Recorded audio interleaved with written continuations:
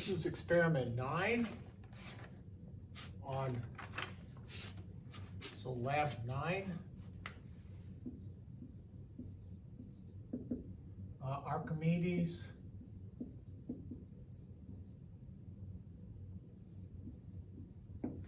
Principle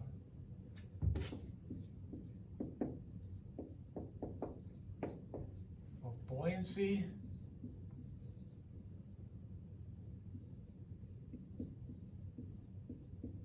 All right, this is made famous by Archimedes around 200 BC when he made the discovery of how when you submerge an object in water, this is the basis of chapter 10, it will displace water, and the amount of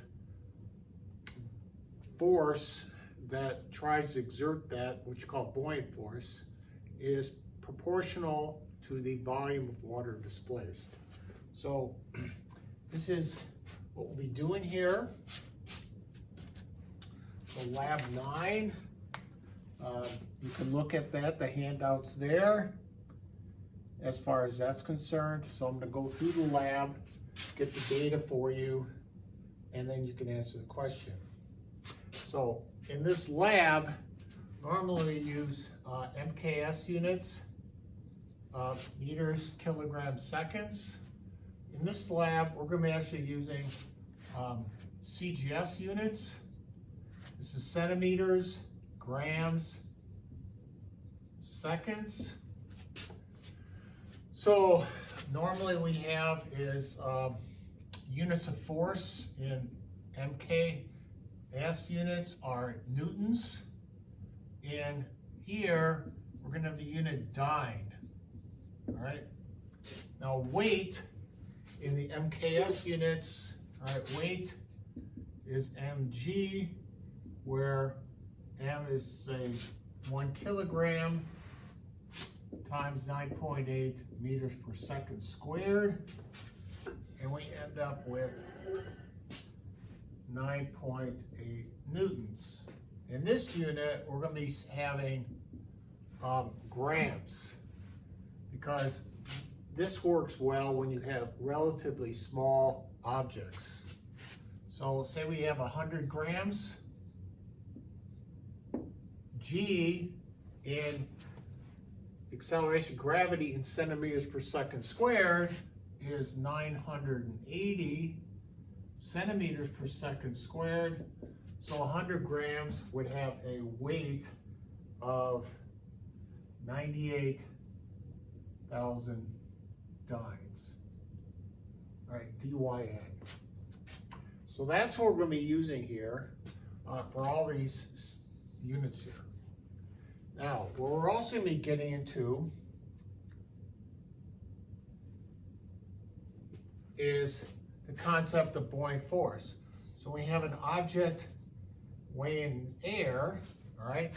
It has, say, a mass, say it has a mass of 100 grams. Its weight would be, as we calculated here, 98,000 dynes. Right, buoyant force is what happens when we put the object into water. And we'll do this later on when we take an object and hang it in water. Say this brass cylinder, right, has a certain weight in air, but because of buoyant force, its weight will be different in water. And based on that, we'll use this to calculate the density of an object. So buoyant force then, so in here the weight will be less, right? Because we have the weight of the object pulling down, we have the buoyant force pulling up, and the difference is what we would call the parent weight. So the difference of the two, so the parent weight, so F apparent will be the weight in air, Fw, minus the buoyant force. And what we're going to do is by reversing these, we'll measure this, measure that, and then the buoyant force will be the difference of these two. So that's the point of this experiment. And then we're going to compare this to theoretical measurements, right? So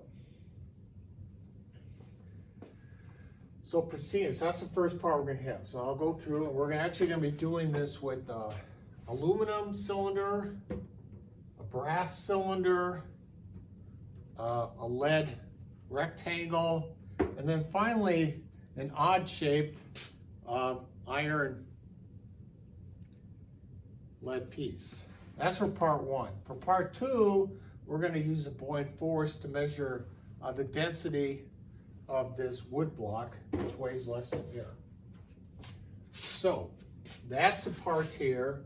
So I'm going to go through part of the data table with you here as far as lab one. So we're going to go through data table one, predicting what the buoyant force will be for each one. So I'm going to go through, normally I could just use a scale to measure the mass of each object, but in this case I'm going to use basically a pulley with weight on each side, with weight on this side, and use that to balance, because we're going to be doing the same thing to try and find the apparent weight in the water. So I'm going to go through this one at a time. So I will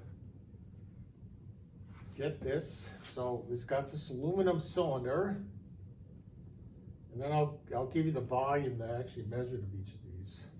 So the lab says to measure the volume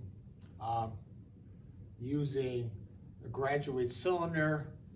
I don't have one on hand at the moment, so what I did is actually measure the size of each one of these three objects to get that.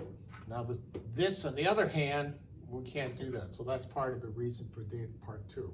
So here's the cylinder. So I have 50, I add 100, I add 20, and I add 10, and that should balance it, which it does. So I'm going to erase the board now so I can put up my numbers from data table 2. So keep in mind this. Okay. So these data will be important for later on. Leave that for a second. All right. So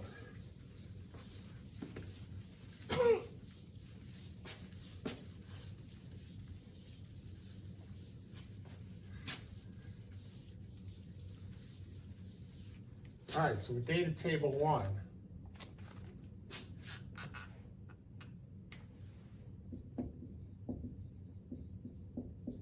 all right, we have aluminum, we have lead, we have iron, which will be the nail, the screw, and brass. So I measured each of these three originally, so this will be the mass. This will be in grams. All right, I measured this to be 130 grams.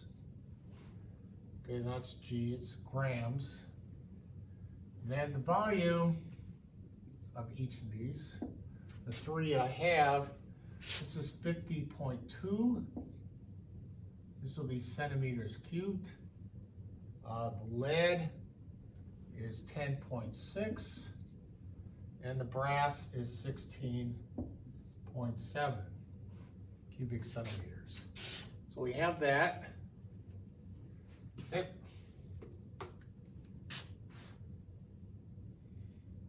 All right.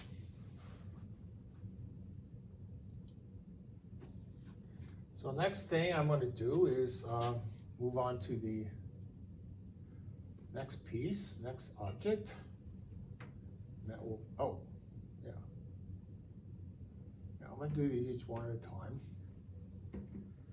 And the next one will be the, I'm not going to go through all these. We'll do the brass next.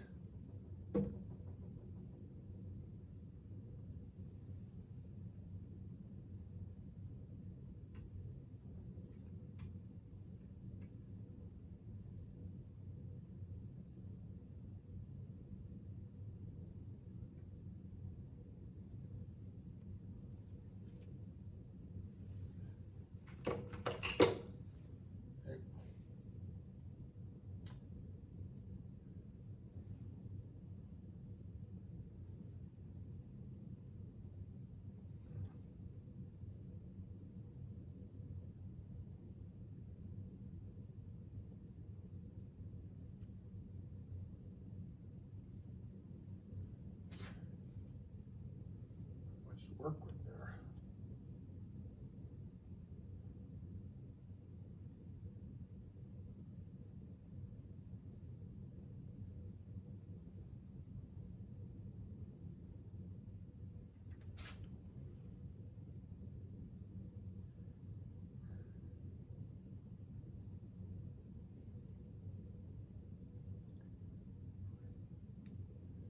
That's better. Sorry about that. Now I've got, all right, so the brass, all right, I put it on 100, I'll put it on 120, all right, 130 isn't enough, so let's add some more weight.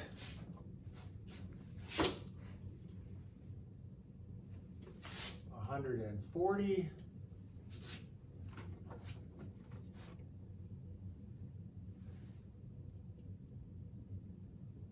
All right, 150 is too much.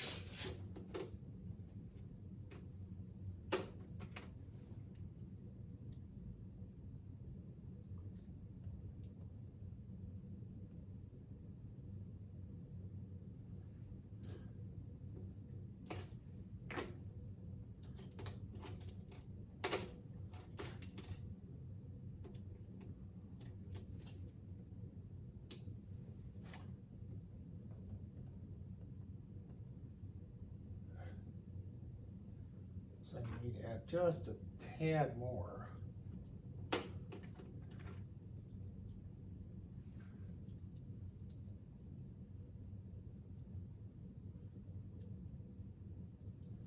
Okay. So it turns out this is 147 grams. Okay. Now I've done the same thing then for the lead. It's 106 grams, and the iron is 115 grams. So lead weighs 106, and the nail, the screw, weighs 115 grams. All right. So we can then get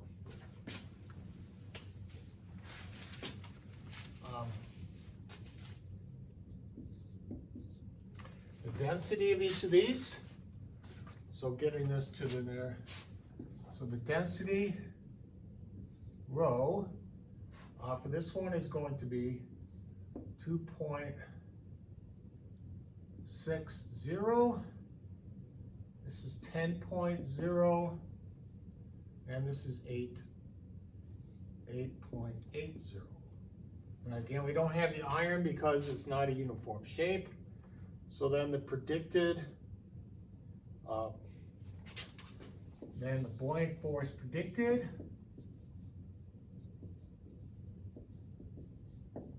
which is given by the expression mass times the volume times G, which is 980. So this first one will have a predicted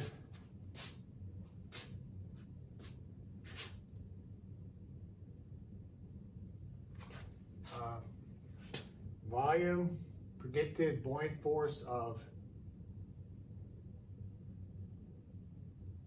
mass of water. Oh, this is the mass of the water, which is 1.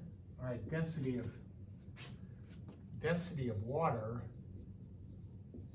is 1 gram per cubic centimeter.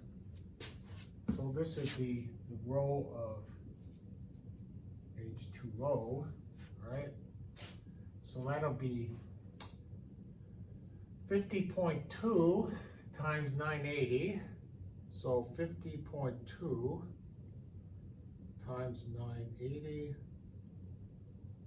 is approximately 42,200 dynes. For this one, for the lead, it'll be 10.6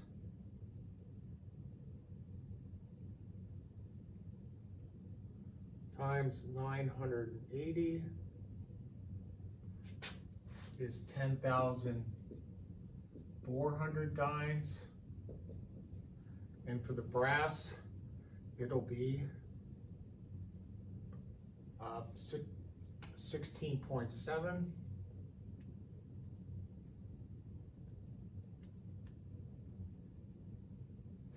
or 16,400 dynes.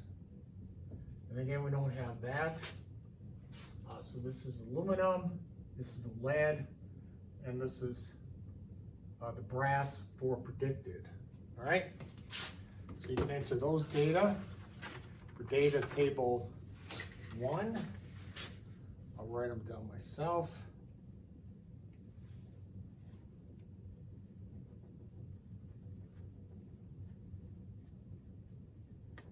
Okay. All right, next thing we'll do is we'll get the apparent weight, right? So now what we're going to do is do data table 2. Again, we left this blank, but from that we'll be able to find out what the predicted for iron will be. So now what we're going to do is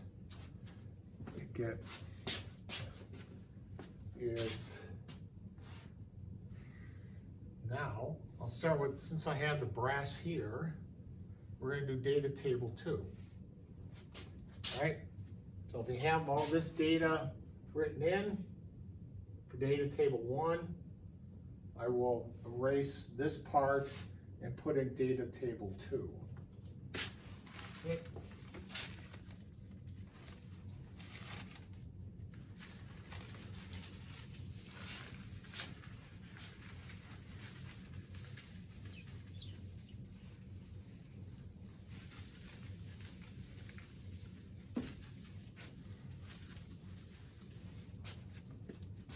And for data table 2,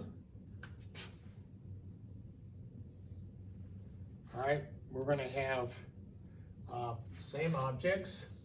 We're going to have apparent weight, or actual weight, I should say.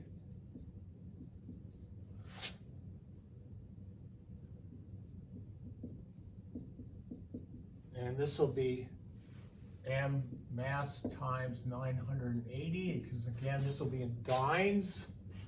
So this will be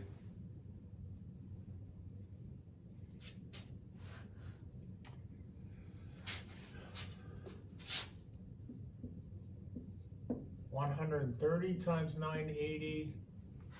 This will be 106 times 980.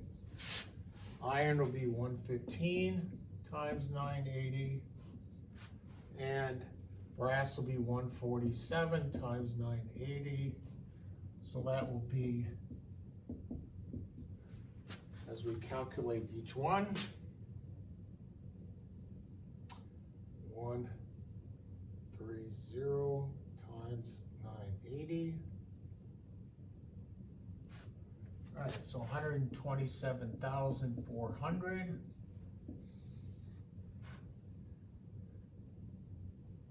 This will be 106 times 980.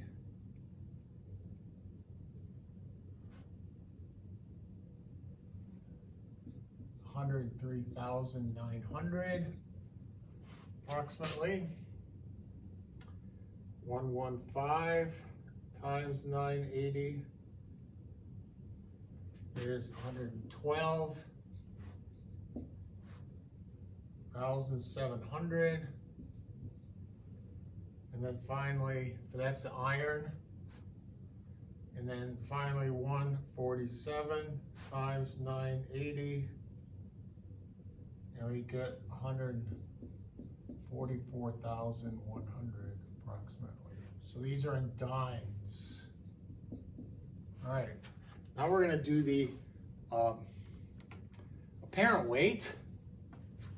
This would be apparent weight, and this will be mass times 980. So I'll do the same thing. Okay.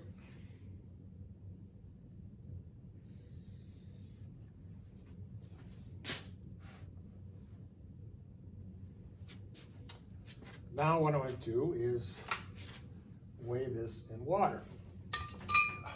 Oops. Okay, so now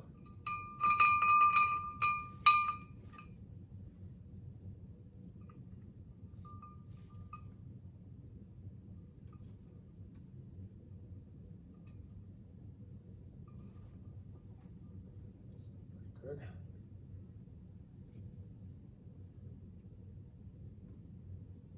Okay, so now, all right, so I have 120 grams on there.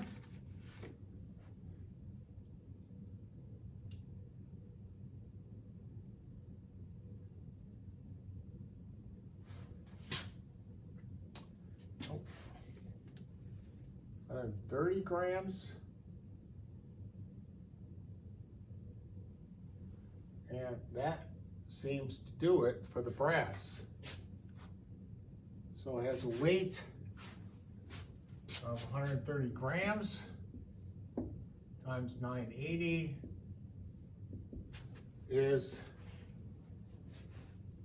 127,400. All right, now I'll replace this. All right, 80 isn't enough. I've gotten some extra ones, so let's see, we had, oh, 7, let's see, 50, 20, make sure I got the right masses here, 20, so we got 80,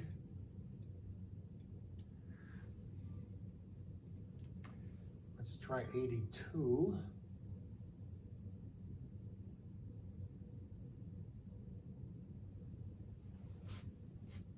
That does it.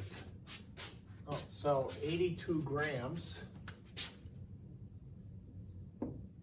times 980 gives us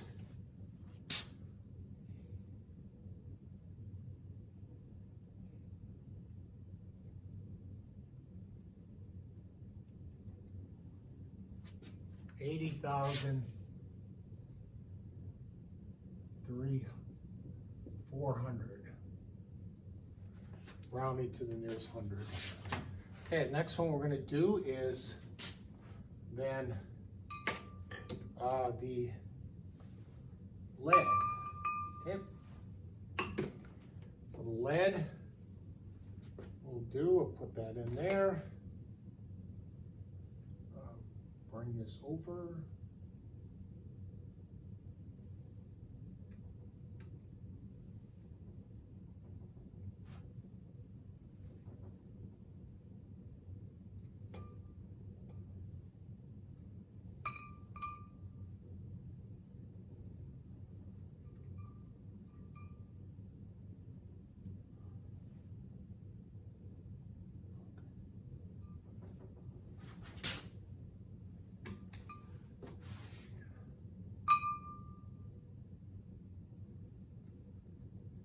Lower this a bit.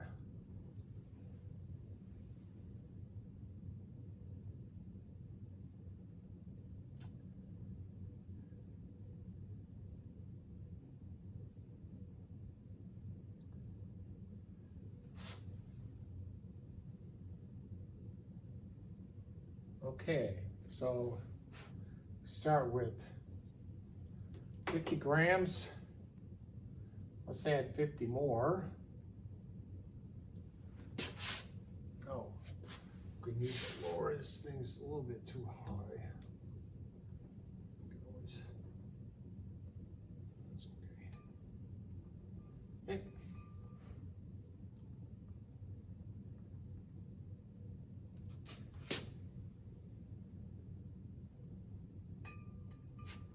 A little bit too much weight.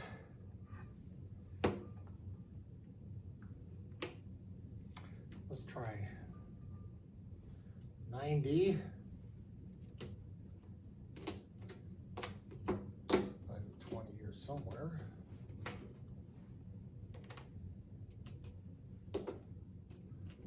So we're at 90 grams.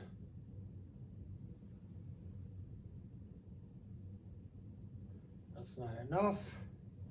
Let's try 95.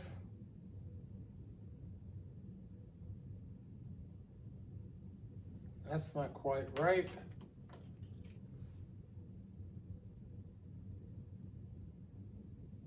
Perfect. So that gives us 50, 90. Let's make sure I got this right.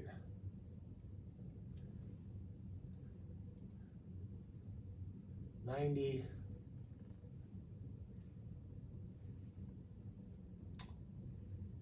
Make sure I got all my numbers. 97 grams. So 97 grams balances it, times 980 gives us then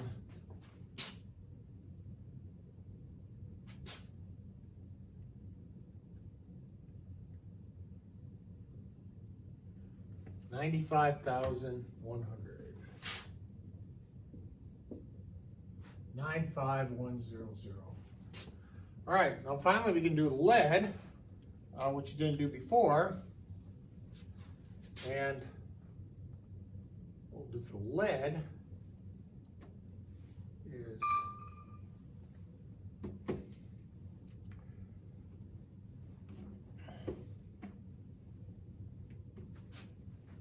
where's all my, all right, so let's use this one.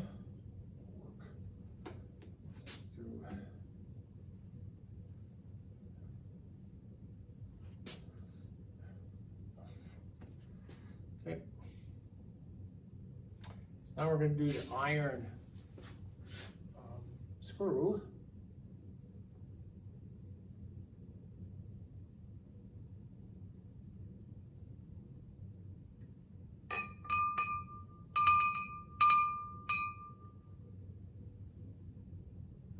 Okay,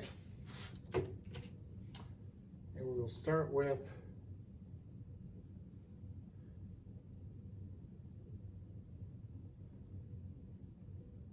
50. Obviously it's not enough. We'll add 50 and see if that does it. That's still not enough. Now let's see. Well, that's pretty amazing. That's pretty close already. Let's try adding 5 grams to see if that does anything.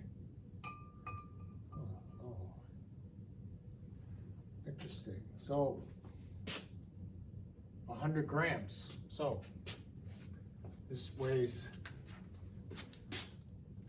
100 grams times 980 is 98,000 grams.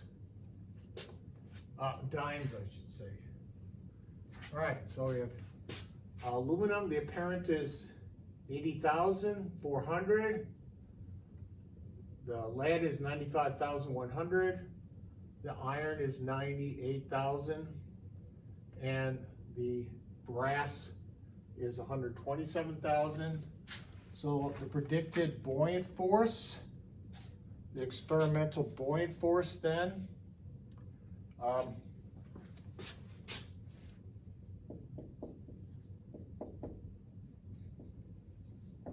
will then be the difference.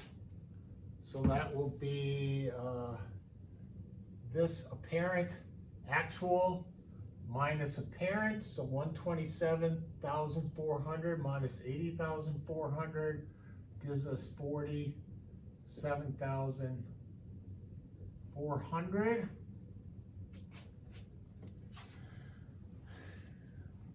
Okay, for the lead, it's going to be 103,900 minus 95,000.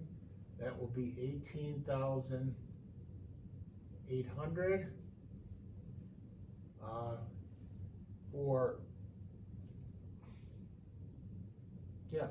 For the iron, the buoyant force will be 112,700 minus 98,000. That'll be 14,700. And then for the brass, 144,100 minus 127,400. That would be 16,700. I believe. Let me see if I got these numbers right. Oh, that's 0. They're both 4. 47,000. This is 18,800. That would be 14,700 and 16,700. All right, so that's our buoyant force there. All right. So what do we do by predicted then? All right, for the others, we can predict. All right, the final is percent error.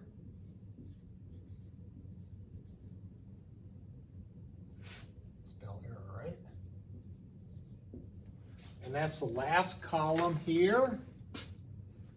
And that will be given by the relationship of percent error is FB predicted minus FB experimental over FB predicted times 100%. All right, so I'll go through each one of these.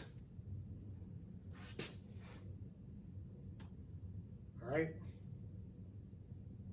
so I'll leave this data table up, and then what I'm going to do is calculate these last ones. All right, so aluminum from before predicted was 42,200. Our experimental was 47,000. For lead, from data table 1, our predicted was 10,400. Our experimental was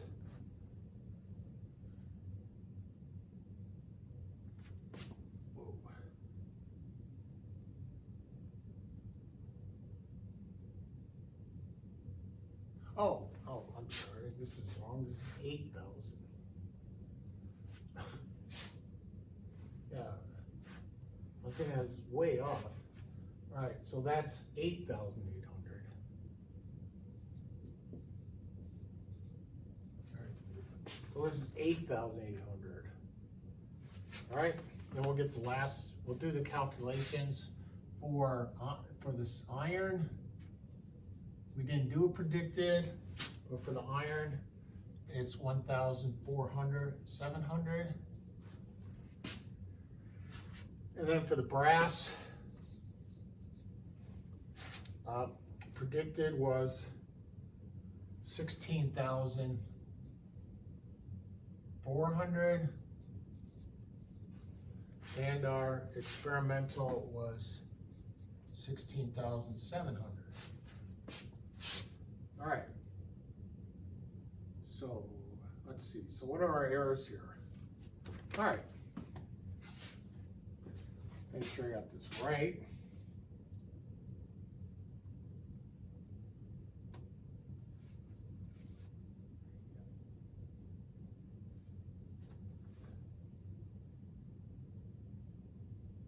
Yep.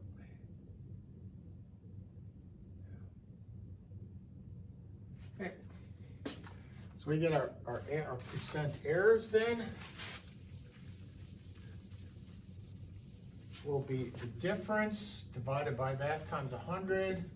This would turn out to be then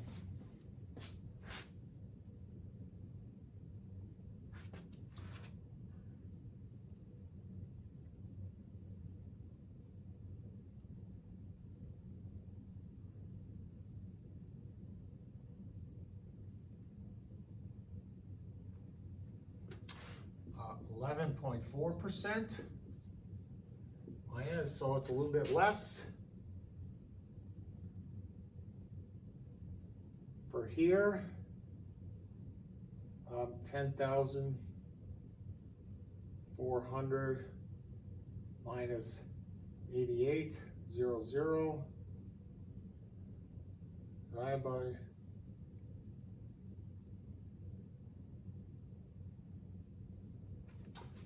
gives us 15.4%. Not bad. This we don't have, but for the brass, for some reason we ended up very accurate results. 16400 minus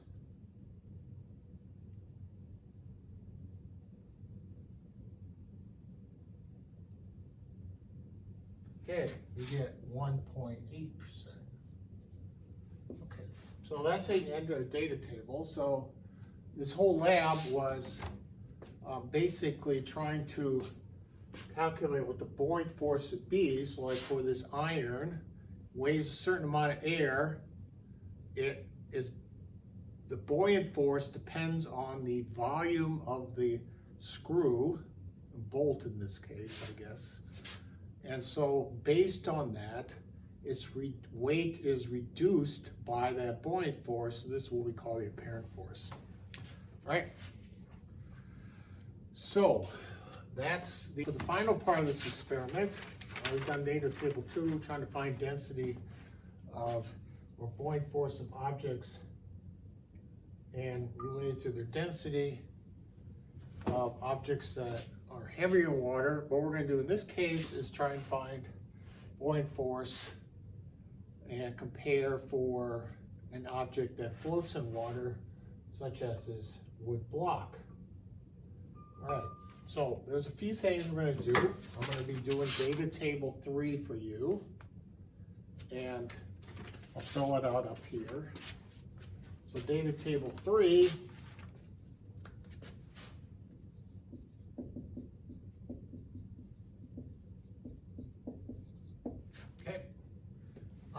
apparent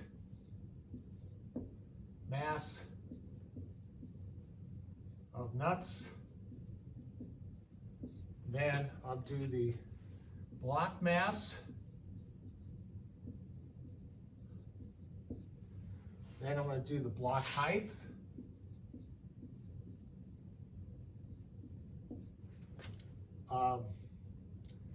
Block volume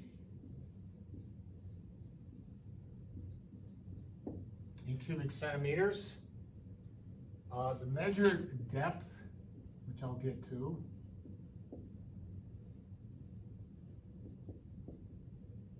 D, the fraction, F, of the predicted depth, D, and then finally, for the last column, I'll get the percent error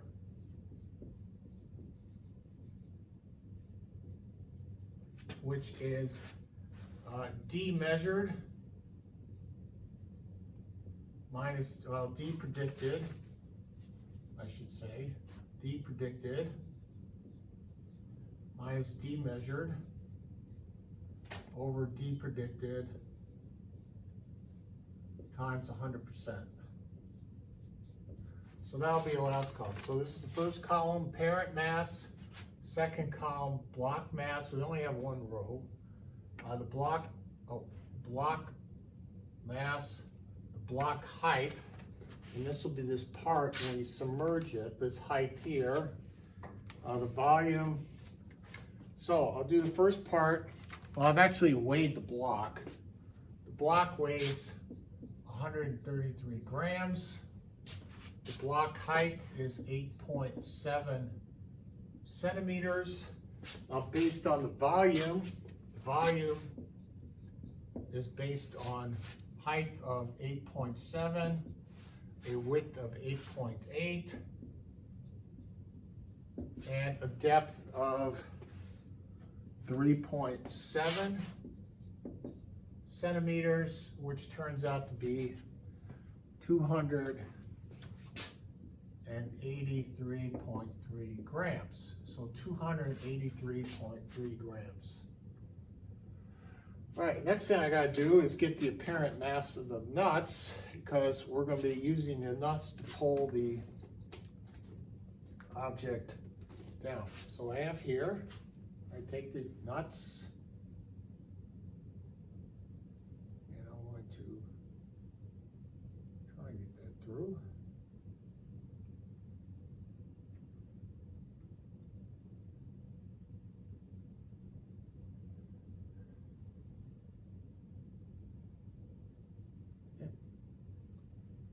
And I will then start with the 50 gram. Okay, obviously 50 grams is not enough. Let's try 10. That's not enough. So 60, 65 is too much. So then 62. Doesn't quite do it.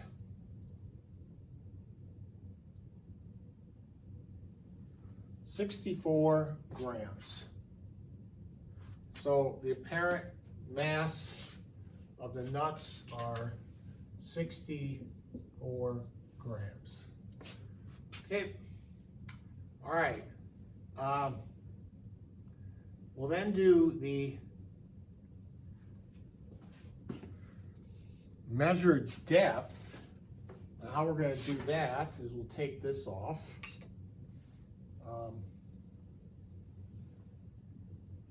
Then we're going to do is attach this scale, this to here. And I measured this to be 8.7 centimeters, this height. Now what we're going to do is put this in the water, and then what I'm going to do is measure the height that it's actually in the water, and I will do that by putting the ruler in here and measuring the depth, bottom of the ruler to the top of the water, and it's hard, you can see, but the 6 it's right at 6.0 centimeters. So the amount of the block submerged is 6.0 centimeters. All right. Now the fraction that's actually then submerged, I'm going to move this over a little bit. So the fraction is going to be d over height, which is 6.0 over 8.7, which is 0.7, which is 0.70, or about 70%, 0.70, all right? Now the predicted depth, then, all right, we'll get into that next. So let me summarize what we got so far. We have the mass, the parent mass of the nuts is 64 grams. The mass of the block is 133 grams. The height of the block is 8.7. The density of the block, or the volume of the block, is 283.3. The measured depth right now is what we have is 6.0 centimeters, and the fraction that's actually submerged is 0.7. All right. Related to all this, so our fraction then is that. We'll get our predicted depth, and then once we have that, we'll get our percent error. So related to this, while we're at it, it's not part of the lab, but the density of the block is mass over volume, which would be 133 over 283. So that should be 133 divided by 2. Oh, yeah, 133 divided by, this is centimeters, not, that's cubic centimeters. So density of the block should be about 0.47 grams per cubic centimeter. That's about right for that piece of wood. All right, so then we're going to get the predicted fraction, and if you look on page 3 of your lab, all right, under step 7, the predicted fraction, or predicted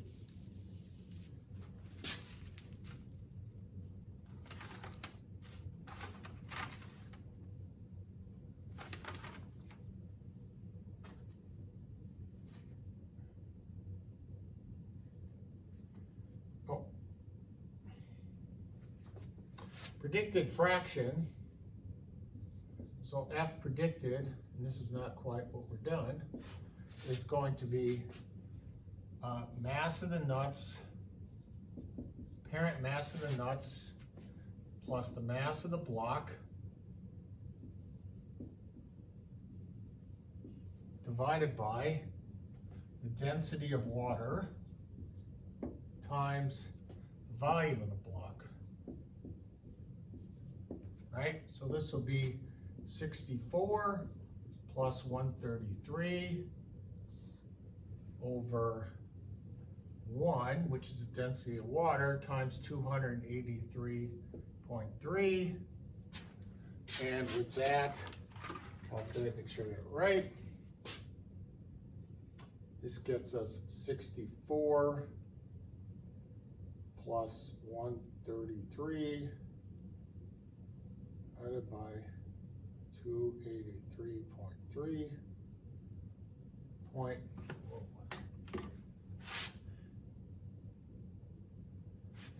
this is 0.07, and if we so then FD predicted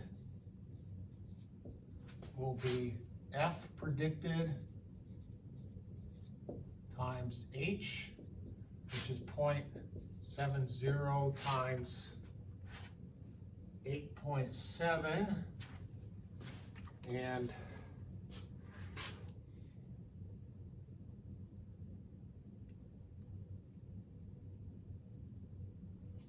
we get